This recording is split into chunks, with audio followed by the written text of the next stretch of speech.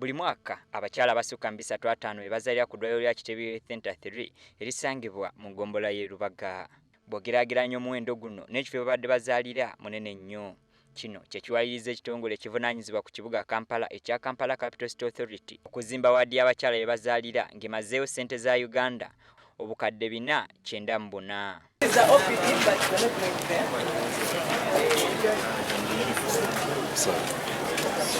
Kino kikoleddwa okutaasa abakyala abafiira mu ssanya wamu n'abaana abafa nga bakazaalibwa, ekimu ku bizibu ebisinze okutakuza gavumenti omutwe naddala mu byobulamu.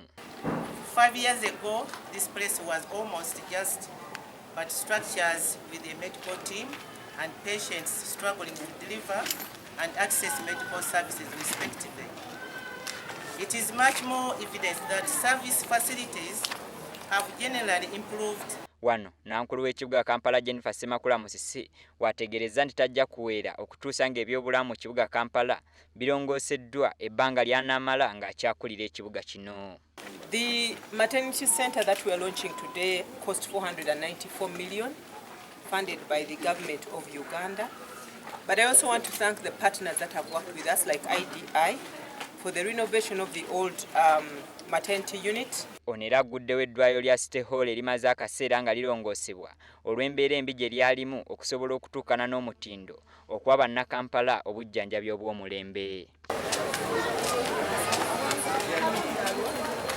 When I was appointed executive director and people did not yet know, I came to this clinic and I stood in the corridors there and thought, oh my goodness,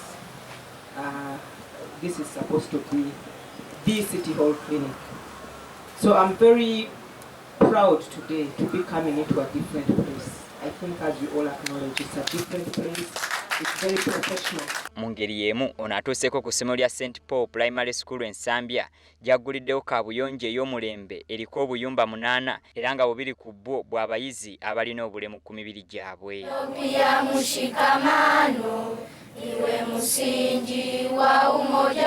Kaabuyonjo eno yakukozesebwa abayizi abasukka 400 nga kino kyakutumbula omutindo gw'ebyobulamu ku ssomero lino.